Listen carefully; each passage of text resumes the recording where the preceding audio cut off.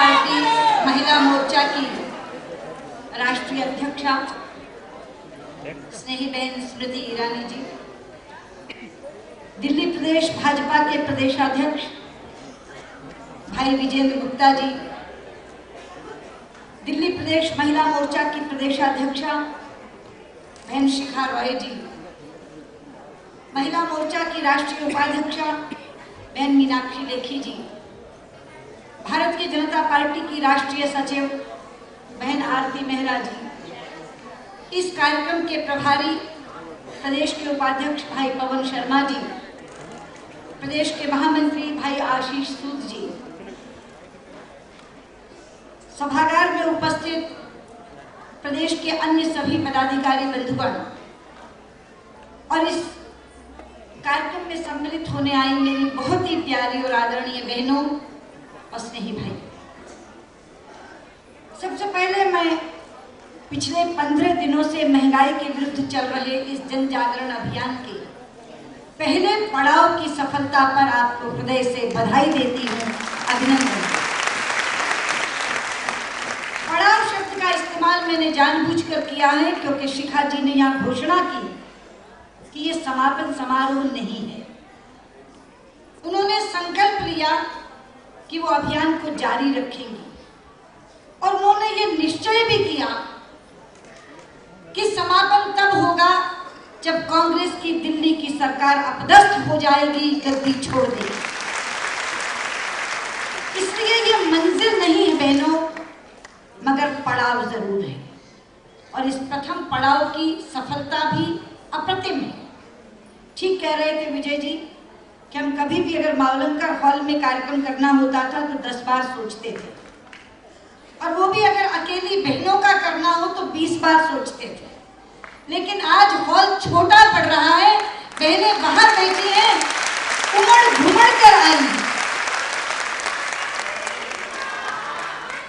और मैं आज स्मृति जी के सामने इस सच्चाई को भी स्वीकार करना चाहूंगी कि जिस समय आपने इस कार्यक्रम की घोषणा की थी तो अनेक शंकाएं और अनेक प्रश्न उभर कर सामने आए थे। पहला प्रश्न था कि महीना तो अप्रैल का है मगर गर्मी मई जून जैसी पड़ रही है। कार्यक्रम पदयात्रा का दे दिया और वो भी महिलाएं चलेंगी पदयात्रा में, और वो भी एक आध दिन नहीं पूरे 15 दिन चलेंगी। क्या सोच समझकर कार्यक्रम दिया है? क्या ऐसा कार्यक्रम सफल होगा? चारों तरफ से प्रश्न छन छन कर आ रहे थे और कार्यक्रम की सफलता के सामने एक बहुत बड़ा प्रश्न चिन्ह लगा हुआ था। लेकिन जब कार्यक्रम शुरू हुआ उसके 4 दिन बाद शिखा जी मुझे मिलने आई। नारे लगा लगा के उनकी आवाज तो बैठी हुई थी, लेकिन उनका चेहरा खुशी से सराबोर था और उनकी आंखों में एक अलग उत्साह झलक रहा था। और उन्होंने मुझसे कहा कि बहन जी, कार्यक्रम तो देखते ही बनते हैं, हम उन छोटे छोटे मंडलों में जा रहे हैं जहाँ कभी जाने का मौका नहीं मिला, और वहाँ की महिलाएं घर से निकल निकल कर आ रही हैं। हम 20-30 से शुरू करते हैं, अंत में 400, 500, 600, 700, 750 तक महिलाएं हो जाती हैं, और हर जगह अलग अलग ढंग से, कहीं कोई रिक्शा पे माइक रख के चल रही है, कोई तांगे पे लेके चल रही है, कहीं माइक है कहीं नहीं है, कहीं केवल हम एक मेज और 2 कुर्सियां लगाकर बैठ जाते हैं और वहीं लोगों का हजूम आ जाता है। एक अलग ढंग का उत्साह उनके चेहरे पर था। तब मुझे लगा कि हम बार बार जो बात कहते थे कि हम जो कार्यक्रम करते हैं उसमें केवल कार्यकर्ता को बुलाते हैं, बेहतर है कि हम वहां पहुंचे जिनके दर्द को हम जबान देने का काम कर रहे हैं। जब हम उनको जाकर कहेंगे कि हम तुम्हारा दर्द कहने आए हैं तो वो स्वयं सुनाने के लिए आगे आ जाएंगी, स्वयं उसमें भागीदार बनने के लिए आ जाएंगी। पहली बार महिलाओं को लगा कि कोई पार्टी हमारे दर्द में शिरकत करने आई है। अभी तक वो घर में बैठकर केवल आंसू बहाती, क्योंकि महंगाई की पहली मार महिला की रसोई पर पड़ती है। पति की आमदनी में तो 1 रुपए की बढ़ोतरी नहीं हुई, लेकिन उनका रसोई का बजट 3 गुना बढ़ गया। आटा महंगा, चावल महंगा, दूध महंगा, पानी महंगा, तेल महंगा, बेसन महंगा, दाल महंगी, सब्जी महंगी। कुल मिलाकर के अगर वो बजट देके कोई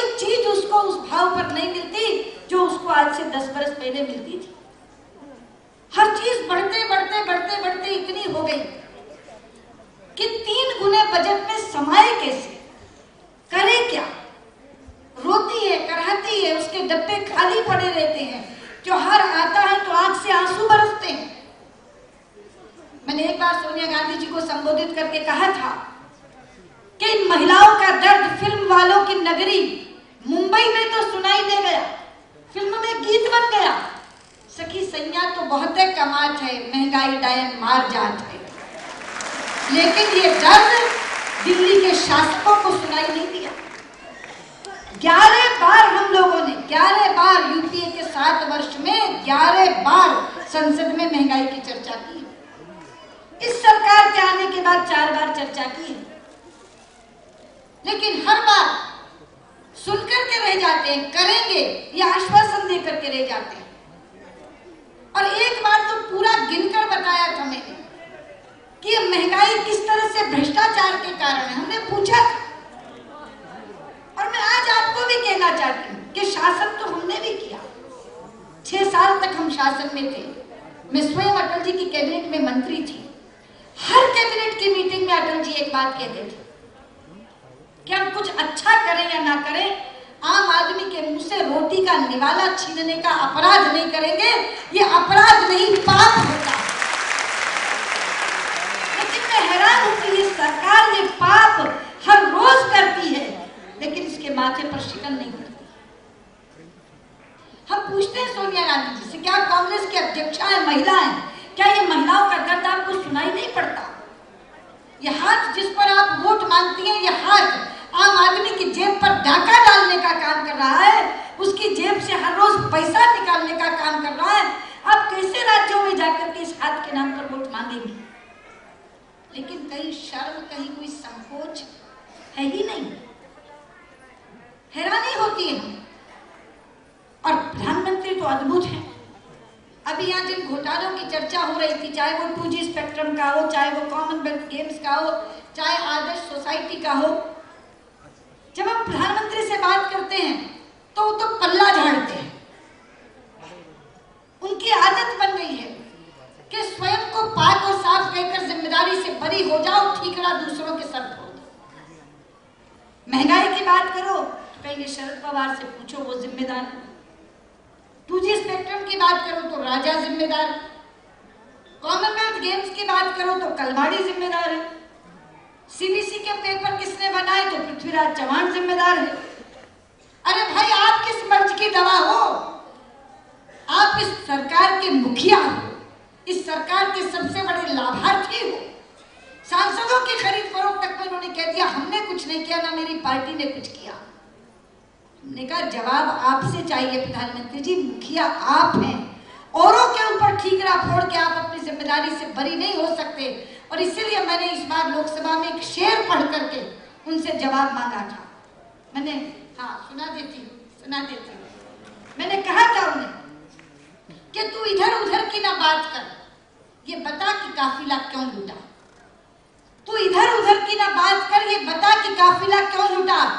हमें रहजनों से गरज नहीं, तेरी रहबरी का सवाल है।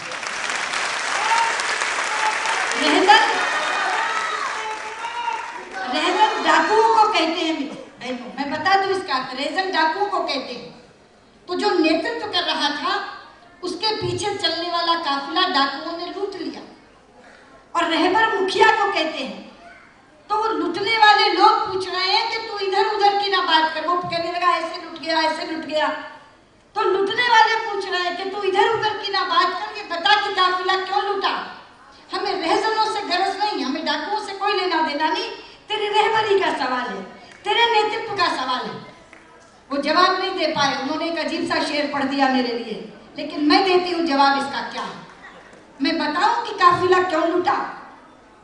मैं बताऊं कि काफिला क्यों लूटा? तेरा रहजनों से था वास्ता। हमें रहजनों से गिला नहीं, तेरी रहबरी पे मलाल। ये है जवाब। कि हमें मालूम है काफिला क्यों लूट रहा है, कि डाकुओं से तेरा वास्ता है, तेरी मिली भगत है, इसीलिए हमें रहजनों से गिला नहीं है, तेरी रहबरी पे मलाल है। ये है इसका जवाब। मैं बताऊं कि काफिला क्यों लूटा? तेरा रहजनों से था वास्ता। हमें रहजनों से गिला नहीं, तेरी रहबरी पे मलाल है। और ये जो मलाल हमारा है, ये मलाल हमें इस जन जागरण अभियान तक ले गया है कि हम चाहते हैं कि ये मलाल आम महिला तक पहुंचे, ये मलाल आम पुरुष तक पहुंचे। बैठ के केवल कोस सकता है, कह नहीं सकता। कहने का काम पार्टियां किया करती हैं। वो जब नेतृत्व करती हैं तब कहने के लिए लोग बाहर निकलते हैं। और इसीलिए मैं स्मृति जी को भी बधाई देना चाहती हूँ, विजेंद्र जी और शिखा जी को भी बधाई देना चाहती हूँ कि कार्यक्रम ऐसा लिया कि उनके मन का मलाल निकाल कर हमने सड़क पर ले जाकर रख दिया, क्योंकि हम उनके बीच पहुंच गए। हम उनके बीच पहुंच गए। हमने कहा कि हम तुम्हारा दर्द कहने आए हैं, क्योंकि हमें तो मालूम है, मगर हम उन गूंगे बहरों को सुनाने आए हैं। तो वो साथ बोलिए। और जिसे कहते हैं कि मैं अकेला ही चला था जानिबे मंजिल, मगर लोग साथ आते गए और कारवां बनता गया। और ये कारवां बन गया, इतना बड़ा ये कारवां। लेकिन ये कारवां यहीं थमेगा नहीं, इस कारवां को और बड़ा करेंगे हम। पहले 20 चले तो 200 बने, 200 चले तो 2000 बने, और आज ये कारवां जो यहाँ बैठा है, ये कारवां जब आगे चलेगा तो 20,000, 2 लाख, 20 लाख, 2 करोड़ होता हुआ ये पूरी की पूरी दिल्ली को छान मारेगा। और एक एक व्यक्ति और पुरुष का दर्द, एक एक महिला का दर्द आगे पहुंचेगा। तो कहते हैं कि गरीब की बद्दुआ उससे बुरी आह नहीं होती। जब गरीब की आह लगती है तो बड़े बड़े सिंहासन डोल जाते हैं। शायद ये इस तरह की चीजें इन गद्दियों को नहीं उतार पा रही, लेकिन गरीब की आह एक दिन जरूर केंद्र सरकार को भी लेकर रहेगी और दिल्ली सरकार को भी लेकर रहेगी। उसी आह की गूंज के लिए ये लोग यहाँ इकट्ठे हुए हैं। आपको बहुत बहुत बधाई, आपका बहुत बहुत अभिनंदन, और आगे आपका ये कारवां चले इसके लिए बहुत बहुत शुभकामनाएं।